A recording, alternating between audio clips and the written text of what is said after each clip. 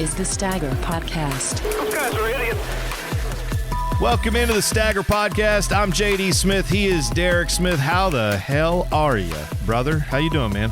Man, I'm sipping a Perrier, just like what? Jean Girard. Perrier. Is it Perrier or Jean Girard. You get on to me all the time when I say Le Mans, and you're like, it's Le Mans. And then you said Perrier. It's Perrier, isn't it? Isn't it Perrier? Whatever. Perrier. Jean Girard. Talladega Nights. This is what I got right here. I'm Ricky Bobby, and you're Jean-Luc. What do I do with my hands? That's right. It's exactly radio. Right. You can't see this, but exactly right. All right, so we got a big episode today. We had the privilege earlier this week of speaking with StarCom driver 00 driving in the Cup Series, his Chevrolet. That would be none other than Quin Houff. He's got the 8-Ball chocolate whiskey sponsorship on that car. We had a fun interview here, man. We talked to Quin about a lot of things. We talked to him about his rookie season. We did talk about that incident at Texas. We talked about what it's like going to a Cup Series race, and in some cases, the first time you hit full speed in the car on the track is the green flag lap, the first lap of the race, because they had no practice, no qualifying last year in his rookie year. So we talk about all that, his history growing up in Virginia. What else? Oh, the fact that he was 18 years old saying, I'm going to try to solidify my NASCAR license. Let's just choose Bristol as the track that I'm going to do that at. And I will say this too. We got some really good insight on the question that a lot of times comes up with guys like him who run they're running on smaller teams, lower budget teams in the back. Why don't you take some of your sponsorship money or whatever and go run, in the Xfinity Series and the Truck Series, get your experience that way? He had a really interesting answer to that question too. So it's about 30 minutes. I think it's worth your time. Without further ado, here you go. StarCom Racing, 8-Ball chocolate whiskey, Quin Houff from the NASCAR Cup Series right here on the Stagger Podcast. Quin, how you doing, man? I'm doing good, man. Thanks for having me on. It's got to be a nice relief for you going to Phoenix this week, because that's one of the tracks last year that you actually got to see twice. And in a year where there wasn't a lot of practice, there wasn't a lot of qualifying, I would guess you've got quite a few laps there. How are you feeling about going back to Phoenix and a track where now you've been able to get a lot of experience last year? Yeah, Phoenix was actually the track that I debuted in the Cup Series with in 2019 when I ran part-time. And like you said, it's a track that we've gone to twice in a year, and the track that we go to crown a champion now. So there's a lot of great things that happen out there at Phoenix, and I love the area. And, I'm from a short track background, so, it's kind of natural to me. I feel like when we go to these short tracks to try to find that rhythm that I grew up doing. But obviously these Cup cars are pretty different, and to put PJ1 down in these places makes it a little different as well, whether you can go up there and run that or whether you can't. So, I'm excited to get to a short track here and see what our program's like for that heading into the rest of the season. Well, that's what I don't know if a lot of people are aware of with you guys last year. It was your rookie season as far as a full-time campaign. You had run in previous races, like you said, but there had to be tracks, I'm guessing a decent number of them, where your first lap at full speed in a Cup car on that track was when they dropped the green flag. I mean, that because of no practice and no qualifying, like how difficult did that make it during your first season where you're trying to gain experience, trying to learn these tracks, and yet you got to do it with all eyes watching right as soon as they drop a green flag? Yeah, that was it was definitely a challenge last year to have your first full-time rookie season, and like you said, there were many tracks that I hadn't seen before, and some tracks that they say are pretty difficult. Like Darlington was one of them, Indianapolis was another one of them, and the list goes on. So losing that practice and qualifying time was definitely tough, but luckily I have a good partner with Sim Seats, and I did all the iRacing I could during the pandemic and then leading up to each of these races just to get as visually comfortable and acclimated to these racetracks as I could. But when you're lining up against the 40 best, stock car drivers in the world, and you got to learn under green flag conditions, things happen pretty fast. You were able to have some sim seat time as far as that goes. How much does that without sim racing, how much harder would have last year have been, and how much did sim racing help you throughout the year? And then just maybe give us an example of how many hours you spent in the seat going to certain tracks? Yeah, before last year, I was never really a iRacing or simulator guy. Mhm. And I had become a partner with SimSeats at the beginning of 2020, and they got me hooked up with a rig that actually got delivered.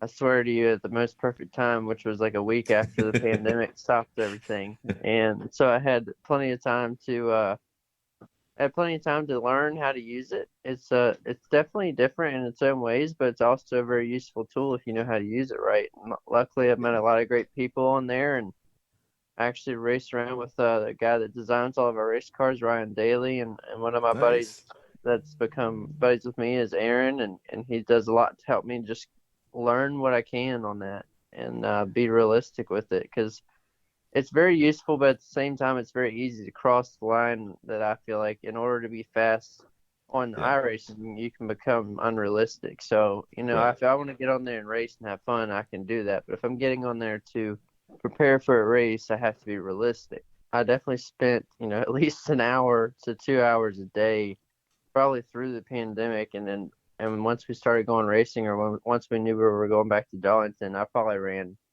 like 1,000 miles at Darlington before we went there. I just ran it as much as I could because let's say that was such a hard, it's a hard track to learn. You're right against the fence, and I just needed to get as visually comfortable with that as I could. When you hop on iRacing, are you going into the general lobbies? Did you ever just hop in on like a Tuesday night at 11 o'clock and That's Joe's that's and what I'm Jane's wondering. of iRacing? Do you go in and do you put in there like Quin Houff, or are you just like racer dude, Virginia guy? Like, do you have a alias, or do you just go in and be like, yeah, hey, what's up? It's NASCAR driver Quin Houff. How you doing? Yeah, it's I didn't really think about that part of it when Cincy just created the account for me. That the people, on iRacing would probably recognize me because I'm generally just a little bit smaller of a guy as far as the NASCAR Cup Garage goes, and don't get noticed a lot. But when you get on iRacing, people notice you for sure. And I do get on the race. I mean, when I practice, obviously I practice in private lobbies and stuff, but I like to get on there and race anything. We got a dirt race coming up, so I'm running any Yeah. dirt. I'm running any dirt races I can, just to, whether it's a sprint car or a late model or UMP Nice. modified. I'm just running everything I can just to get used to the dirt world of kind of like what what you got to look for as a driver. And so I do that. And last week I jumped on and ran a couple A-class races at Vegas just to run There you races go. at Vegas. So one thing I learned is people in iRacing take things really seriously, and, and sometimes, and Yeah. sometimes I get on there just to have fun, and other people don't see it that way. So Yeah. you find the ones that like that. You find the ones that like the fact that they're racing with you, and you find the ones that just want to badmouth you at the same time. And it's the delirious racing fan that we all love and we sometimes are. But yeah, it's definitely a interesting world in iRacing for sure. Any funny stories that you can, like, you don't have to rat out anybody, but anything that made you laugh out loud while driving in a race that you want to share with us, or any kind of funny stories from iRacing? Yeah, I unfortunately do a bunch of stupid stuff on iRacing, which sometimes. But the most recent one was I raced on there with Brennan Poole, who drove in the 15 car last year. We've become Yeah. friends, and we get on there and run together. And we've been learning dirt through this off season, and he's really good at the legends on dirt. So he asked me to go run those with him, and we were running. I think he was running first, and I was running third, but I was trying to pass for second. And like you said, I was being realistic with it, but I was leaning on a guy in a way that, in real life, hey, if you're going to block me, I'm going to push you off into the corner and you're going to have to hold on to it. Well, he didn't hold on to it. So he spun out, and I spun out trying to miss him. And then I felt bad because, I just wrecked a guy that might be just like 12 years old or something. I don't know.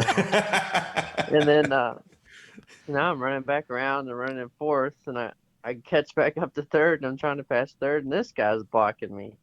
And I did the same thing, and then he spun out, and I spun out missing him. And then when I spun out missing him, Brendan was coming around and told me to stay, and I tried to get out of the way, and then I hit him. So I literally hit everybody, I think, in the field. And Well, at that point, did you hit the pace car?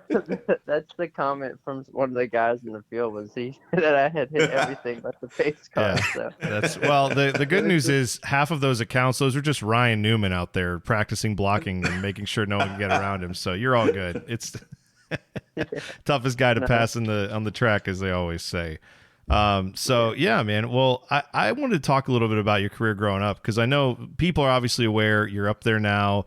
You got the 8-Ball chocolate whiskey sponsorship, which I think that car looks sick. I really enjoy that paint scheme, and we love paint schemes and all that stuff, and we will definitely talk about that. But one thing I wanted to bring up was, so you started racing go-karts when you were 8 years old. Coming out of Virginia, you end up at South Boston Speedway, which is, of course, a legendary track. I mean, tell people what the lore of that track is for those who have never been there and, never gone to see a race there. What's that mean for, like, late model stock car racing in that part of the country?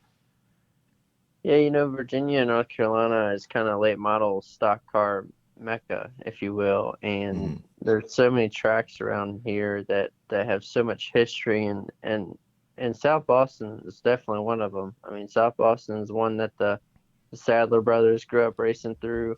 The Burton brothers came up racing through.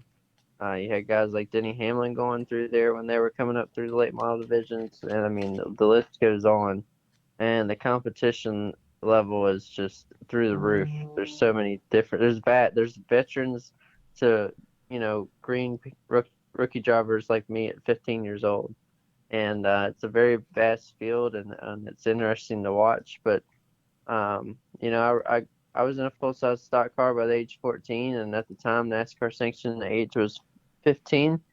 So I had to run at non-NASCAR sanctioned tracks like Orange County Speedway down in Ridgemont, North Carolina, which that track has a lot of history down there as well. It used to be part of the touring series schedule, actually, and my wife's family is from down there, and her granddad raced there, and her dad raced there. And then we got to 15, and we're able to go run NASCAR sanctioned late mile racing, and went to South Boston Motor Mile about every weekend. We were running about 30 races a weekend, just getting, as many laps as I could as a young driver. And I was learning so much so fast. And sometimes it was hard because, like I said, you're out there with guys that have done it since before you were born, and they could be rough on you. But I wouldn't trade that for anything. And I got the opportunity to run a super late model at 18, and that's kind of where everything I learned in late model stocks kind of helped me into super late models that had a lighter car and more power and more braking. And I had good success in those, which led to the opportunity to go, oddly enough, from short track racing straight to Daytona International Speedway in an ARCA car. That's a big adjustment right there, I would guess. I mean, yeah, I know in some of the things I've seen too, I know you had a deal in Xfinity when you ran a few races there where you ran with JD Motorsports. Tell me if this is true. I read something that said that you were putting together the deal to get into JD Motorsports for like a multi-race type of deal, but that it came together on the day of the race at Kansas. And so you were like on that day finalizing the deal and then getting in the car and running your first race of the deal that day. Is that accurate? No, actually, my first race with Johnny Davis was when Ross Chastain got the opportunity to drive the 42 Xfinity car for Ganassi at Richmond. I was the driver that got the opportunity to fill in for him, and that's kind of where the relationship with Johnny Davis started, and that led to one more start while Ross was driving the 42 that year. And then the next season, that's when I started driving the 15 for Johnny Davis for a handful of races. But I debuted in Xfinity with a part-time team at the time called Precision Performance Motorsports. And we went out there and debuted in Xfinity I was age 18 at Bristol. And people told me I was crazy because at that point, I'm under a microscope by NASCAR to get my license approval up to run bigger track sizes. And we were debuting at Bristol, and people, obviously seeing Bristol is one of the most toughest and roughest tracks as far as racing style goes. And I found myself in the top 10 on a green white checkered at the end. And it was one of those moments where you're looking around and you see Elliott Sadler and Austin Dillon and those kind of guys around you, and you're like, I'm not supposed to be here. Like, That's awesome, man. Yeah, that's gotta 18 be at Bristol. surreal. Like a lot of 18-year-olds do some crazy things, but I think you may be one of the only 18-year-olds in America that said, "Hey, I'm going to run Bristol and see if I can try my hand to get my NASCAR license a little more cemented there." That's amazing. Yeah. Well, I was going to ask too. You mentioned Ross Chastain. Guys like him, they've run for Cup teams that maybe are not, the top tier teams, to start. Alex Bowman's another guy who spent a lot of years doing that. They're now in bigger, better rides. I mean, do you take some inspiration from guys like that? I mean, I know your career path is obviously starting out here in Cup Series, but those guys took at least somewhat of a similar path where they ran a bunch of Cup races before they got, into the bigger teams and things like that. How do you look at those guys? Is that somewhat inspirational for you? yeah, it is definitely inspirational, especially for the fact that Ross Chastain is someone that I became good friends with. We actually ran over at Premium Motorsports together for that year that I ran about 16, 17 races. So I became close with him, and he has a lot of knowledge. He's been doing it a long time. He's run a lot of races in Xfinity for, multiple teams, the majority being Johnny Davis, and then having this opportunity with Ganassi is just kind of one of those stories that you look at and you say, hey, the dream's still possible, that there's still hope that the drivers that are there grinding it out could get that opportunity to step up into a good ride. And when you do, you got to be ready. And Ross, took that opportunity and did a great job with it. So, it's definitely kind of a hope, leaves that hope there that what you're doing can lead to better things. Because always as a driver, you always want to be more competitive. You always want to be in faster cars. But at the same time, I'm very humbled to be in the Cup Series at all. This is a opportunity that thousands of drivers never get to have the opportunity to do. So I'm just enjoying the moment as much as I can and trying to take the best opportunity of every time I get behind the wheel. And speaking of that opportunity, so you landed at StarCom Racing last year, and tell us how you met Derrick Cope, how you decided to go with their organization, and some drivers take the path of having maybe what Ryan Preece did, where he spent 6 or 8 races at Gibbs as opposed to a full season with JD Motorsports. You decided to go with the full season at Cup level and get the experience behind the wheel and grow your career from that point of your racing with the best of every week. What led to you deciding to join StarCom? I'll start with the meeting part. The reason I feel like that we met with Derrick and StarCom Racing was for the fact that I was in the Cup garage for half the season in 2019. Yeah. And that put me on the scene in the Cup garage, and that put, was those people were able to see what I could do on the track, even at a very, green stage as far as racing in the Cup cars. And that's kind of what led to being able to have discussions with them and for Matt and Mike Kohler, the owners out of New Jersey, to take an opportunity with their young program, heading into their only 3rd or 4th season at the time, and tap a green rookie driver like myself to help continue to move their program forward was a confidence booster for me that just showed that somebody saw me and believed in me and believed in the vision of the dream I had. So that was very refreshing as a driver to be that guy for a program, on a single car team, and something that I've enjoyed doing. Enjoyed being with a team that's new to the sport, that's continuing to look to grow and to make their name, a better staple in the Cup garage. And the cool thing about it is all of us are just race fans. I grew up as a race fan watching races on Sunday with my dad, going to the short tracks near home in Virginia. And the same thing with the Kohler brothers. They were just race fans and just wanted to be more involved in the sport. I think that's refreshing to see for NASCAR. Teams like that open up and come into the Cup Series, and you see more teams coming in this year. So I think that's something that's very exciting for sure. But as far as what drivers do to get their experience level or to get to the ultimate goal they want to get to, our sport is interesting because drivers can do so many different ways. There's not necessarily certain ladder system that you have to go through like maybe some other sports have. And you brought up Ryan Preece has taken all of his budget instead of running a full-time season of Johnny Davis running, the 6 or 8 races with Joe Gibbs and Xfinity. Well, obviously I get a lot of scrutiny for how fast they came up through the ranks and into the Cup Series, and that's something that, as a driver, I had, X amount of sponsorship dollars to run, and my goal was always to put myself in the best position with the best opportunities to be in the Cup Series and to get the best exposure for myself and for my sponsors. And that's kind of the attitude I took towards it, and I felt like every time I got an opportunity to step up and go race, I felt like I took the opportunity and proved that I could do so. But, that's just the differences between drivers is how they get there and how long they want to stay there. So, yeah, I think that's interesting because I think that's the part that some people miss is that, yeah, you do have to learn. There's experience. There's things like that. And you put in a lot of experience prior to even coming onto the national scene. I don't think that's wrong to say, well, I'd like to go right to the Cup Series and establish myself, even if maybe right off the bat I'm not going to be running for a championship.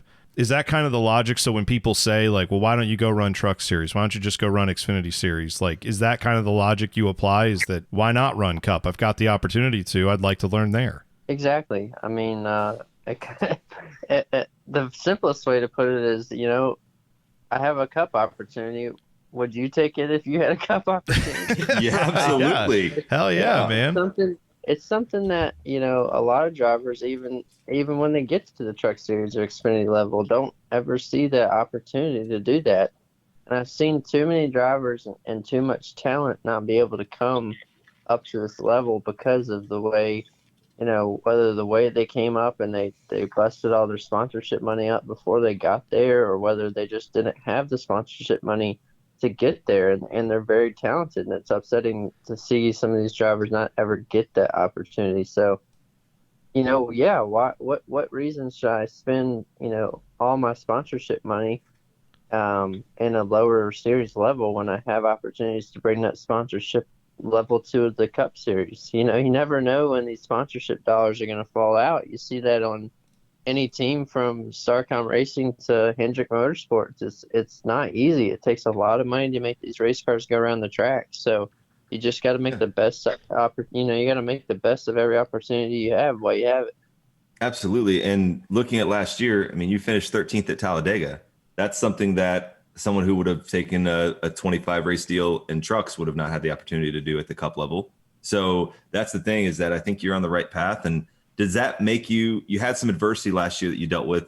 Does that make you feel vindicated with having some decent finishes, learning a lot, and then basically going out there and being one of the very few drivers in the Cup field that didn't have the chance to ever practice at these tracks? You're showing up, dropping the green flag, and you're going. How does that make you kind of feel like made the right decision and kind of feel vindicated just being able to have some good finishes last year? Yeah, absolutely. I mean, it was just nice to, after everything myself and the team were put through the COVID season and everything like that, it was very, very vindicating to have some of those finishes to finish, inside the top 15 there at Talladega and have some really good strong runs at the mile and a half at the end of the year as well. But, it's a very tough time for me, for a driver like me, I feel like, as well, because, with the experience level I have and the position I'm put in, that things, even when are good and realistic expectations to me and the race team, don't ever necessarily look good to the average person. They don't really understand the races within the race, if you will, each and every week.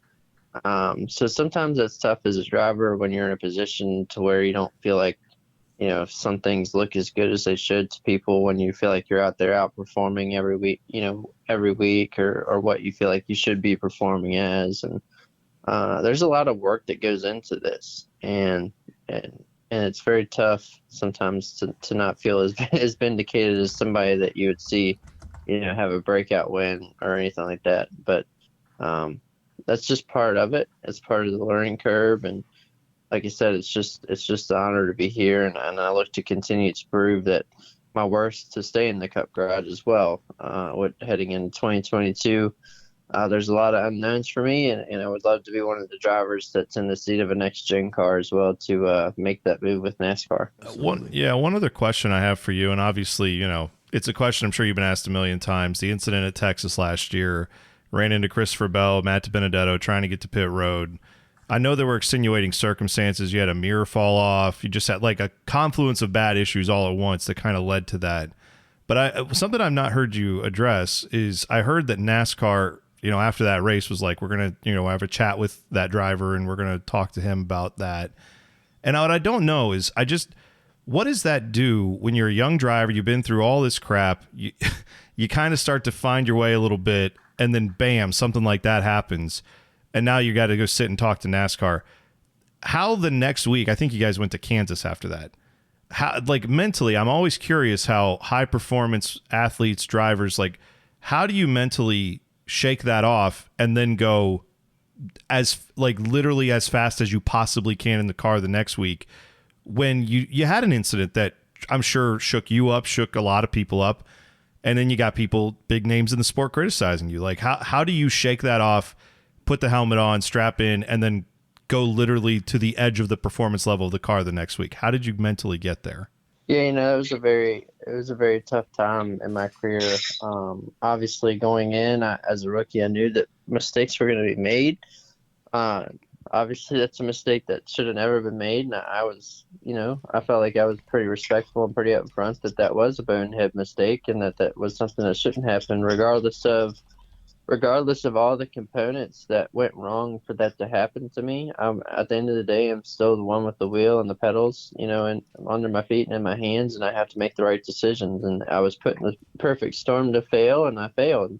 And we went back and I jumped out of the car and owned up to it right away, and publicly owned up to it right away. And I know I wasn't the first one to make a rookie mistake like that, and I know I'm not going to be the last one. I've seen plenty of other guys make mistakes. We're out here for 38 weeks of the year and going as fast as we can, inches away from each other. So, eventually mistakes are going to be made. And I just knew that because of the way my career has gone and the way, the rate that I've gotten to the Cup Series level, there was a lot of critics. There was a lot of people waiting for me to mess up so they could scrutinize it. And after that, I made a point to own up to it, be the bigger guy about it, just try to take a negative situation and make something positive out of it. And obviously people on social media and other drivers with their comments didn't see it that way. But however, I believe after that, I didn't have a mistake the rest of the year, and there were plenty of cautions after that. So that's true. That's true. I don't really seek to go out there and point out other people's mistakes, but that was definitely a time that I felt disrespected for sure. And I just put my head down and went to work. Obviously, we came together as a team and we stayed believing in each other. And we figured out how to not allow, communication problems like that to happen again. And actually started to go out there and perform really well, improve ourselves. Yeah. Well, that's what I was getting to, is because I noticed that you didn't have any incidents after that. And it's something where, like I said, to get back the next week, that's the only way you improve as a driver or as a human in life. Mistakes are going to happen no matter what you're doing. I just know, like, I've been a new at a place, at a job. I've had screw ups and like, I've felt like garbage after it, but then I went to my job the next day and you just kind of put your head down and go to it. I wasn't on national TV, you know what I mean? And so that's why I was curious just how that is to come back from that. And you did. I mean, that's the part of the story that doesn't seem to get always talked about is, there was a screw up. It wasn't all your fault, but also you got back to work. And I think that's the most important thing. So I'm hoping that this year we'll have some other things to talk about. I know you're probably sick of answering that question, but I appreciate you at least addressing it. Yeah, that's what I say every time I get asked. I'm like, I hope I do something soon to where I can stop getting Well, let's almost break into the top 10 at Talladega, but we're still talking about pitting from the top lane. We've seen those mistakes before. And by the way, to your point, no, I don't recall a lot of people saying Christopher Bell should get relegated this year for kind of causing a giant pile up like 20 laps into the Daytona 500. I mean, to the point, he's a great driver. Mistakes happen. He's a young driver too. So drivers learn. Unfortunately, you're learning on a big stage where everybody's watching, and that's difficult. Like I said, it's it's a big spotlight that the Cup Series is in, and you're out here 38 weeks out of the year, and we're all human. Mistakes are definitely going to be made. It's just crazy. It's a crazy world and a rude awakening when you're that guy for that week, because NASCAR's fans are pretty crazy. If you look, every week there's a scapegoat in some way. Oh, yep. Everybody's Yeah. gonna just let have it for the whole week. I saw Chase Elliott skirted by in that. He was like right behind those two guys, and I thought, man, as bad as it was for you, if it was Chase that ended up getting taken out, you'd probably even been 10 times worse with all the criticism, just because you got, the more fans there are, the more criticism there is. But, the good news is, like you said, you kept going through it. So, Yeah, but how about this? I mean, just this weekend, I almost was getting ready to be collected in an event of Alex Bowman trying to get to pit road. right.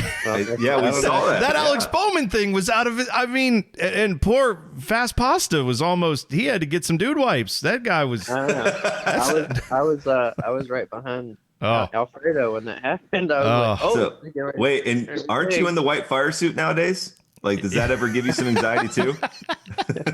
Yeah, that's taking your life in your own hands there. That's absolutely right. One of the last thing I want to ask you, because since we brought it up earlier, talking about Bristol Dirt, man, what are your thoughts on what that's going to be like? I know it's not something as much of your background. I don't know. Have you ever actually raced on dirt? Is this going to be kind of, when you guys do the qualifying and stuff, is that going to be practice and all that your first time out in a big heavy car doing dirt racing? Yep, that has never happened in my career. I ran my first laps on dirt and virtually at Bristol last night, and I hope to God that it's accurate, because that's about all I got to go off of. So, I've been kind of prodding around up here in Virginia, like, hey, has anybody got a dirt car that'd like me, let me throw around for a couple laps? But hey, come to Ohio. We got plenty of dirt. We got plenty of dirt tracks and plenty of guys who probably let you get in one for sure. It's at the same time, I'm like, well, how realistic or how acclimated could I get in a real dirt car compared to an asphalt car? Well, right, yeah, because it's not even the same thing. Those cars are made to go around the dirt. Not your guys' cars are getting kind of, rigged up to do it for a week, and then that's it. So yeah, so it's really hard to get a feel for how this is going to feel throwing a 3,400 pound stock car sideways in a corner that's meant to stay on asphalt. So it'll be it's definitely a race that's got a lot of buzz around it. Like I said, I put in as much sim time and anything dirt as I can. Like I said, if any little bit I can get with, what does this wheel input do? What does this gas input do? How does it react on dirt? And I've done that a long time, through this off season. And now that Bristol is on iRacing last night, all those things just applied just to learn how to do the cup car on dirt on iRacing as well. So Nice. I'm hopeful all those tools really come out well. But I'm gonna be honest with y'all. I think a big part of Bristol Dirt is just gonna be one of the cars rolling around at the end of the race. Man, I'll tell you what. If there's anything we've learned from our years of watching dirt track racing, I'm sure you've seen it too. Guys who are run up on the high side are selling the T-shirts. Guy who are running low, keeping it straight. Those are the guys that are there at the end. He gets a paycheck. Well, right. I mean, you gotta stay in the race. So yeah, I think that's my dumb advice to an actual NASCAR driver. I'm sure you're looking forward to that. I'm sure you'll write that down in your notebook of things. Hey man, speaking of Bristol though, we love going to Bristol. We always love to get a little staggered out in the parking lot. Hey, a little plug for the podcast. Tell me about 8 Ball Chocolate Whiskey, because I want to give that a shot. What's your thoughts on that, and how'd you guys get hooked up with them? Yeah, that was funny you said stagger, just because I was with the buddy last night. I was letting him try out some 8 Ball whiskey, and he was like, I think you could apply any word to make the meaning I'm getting drunk. Like, how people say they're getting smashed. He's like, you could say a thing like I'm getting lawnmowered tonight or something. Yeah, you could, if you said that at a bar, like, man, I want to get absolutely chainsawed tonight. They're like, all right, I guess he wants to get drunk. I guess pour him some 8 Ball then, responsibly. Yeah. Yeah, no, 8 Ball Chocolate Whiskey. It's an awesome brand. I mean, who doesn't like the look of the 8 Ball logo on there? It's really easy to see. It makes a great looking race car, and to the way that this relationship started with Paul Thomas out of Southern California, and he's the CEO of 8 Ball, has been almost one of those relationships that just seems like fate. Because here I am over in Virginia, racing for a team out of North Carolina, and I got connected with a guy out in Southern California, and we met over the phone and just felt like we knew each other already. And Nice. that's kind of one of those relationships that it's refreshing for me as a driver to be able to talk to someone like that, and for him to know exactly what I'm talking about, and for him to know exactly the vision and the dream that I have. He's a hard worker and a grinder just like myself, and he understands what I'm going through and just wanted to be a part of the process. And that means a lot to me as a driver, and I know it means a lot to a team like StarCom to have a sponsor like that come on board, and to be able to bring a new brand and a new company into NASCAR is always really fun. And I know the fans like to see it, and this car's got a lot of great feedback so far, and 8 Ball is selling as fast as it can make it, and it's coming across the U.S. fast. So hopefully we can get some 8 Ball to everybody soon, and I'm looking forward to continuing to be a part of that family and help grow our brands together. Well, man, we appreciate you coming on, and certainly best of luck the rest of the year. We'll be watching, we'll be rooting for you, and yeah, I'm looking forward to watching on all the new tracks between Bristol and then Coda. I mean, good Lord, you could not have 2 different tracks, and you got to figure that out all in about the span of a month and a half. So, man, good luck. That's a lot of fun to watch. So thanks again for coming on. Yeah, I appreciate you guys having me on. There you go. That was our interview with Quin Houff. Brother Derrick, what do you think? Oh, I was thoroughly impressed. And just the fact that he's a genuine guy, a guy that I could see myself having a beer with or having a shot of whiskey with, getting lawnmowered. Yeah. Chainsawed. Chainsawed, getting snookered responsibly. Responsibly getting chainsawed. Yeah, that's right. Yeah. But no, I mean, he's a guy that I've seen on the track. I think, honestly, low-key, StarCom has some of the best liveries or best wrap jobs in the garage, I think. Paint schemes, dare you call them? Sorry, I know. There's no paint on them anymore, but yeah. We switched from dirt to F1 to NASCAR to Indycar. Sometimes you know what, though? You're bringing up a good point. That Permatex blue and orange that he ran. Oh, I love it. Yeah, I think it's like probably a top 3 car last year on the. It was a good looking car, circuit. And the 8 Ball whiskey car looks cool too. We need a die cast of it. I'll put it up. I'll put it up in my die cast collection for Absolutely. Sure. All right, but it was great. It was a great interview. I enjoyed it. Learned a lot, and of course, I'm definitely a fan.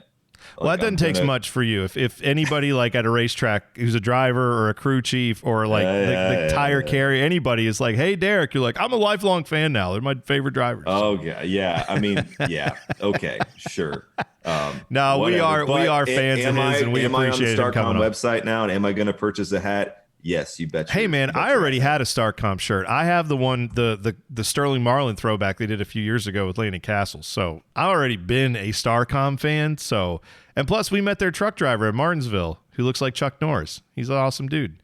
Yes, that is true. Yeah. Yes. Charlie Longenstein, our guy, one of the mechanics there. He's great. So yeah, we're all in on StarCom, but Derrick Cope, I was named after Derrick Cope. No, you weren't. But I wasn't. Stop. But we spell our names differently. Just stop. Okay. Just stop. All right.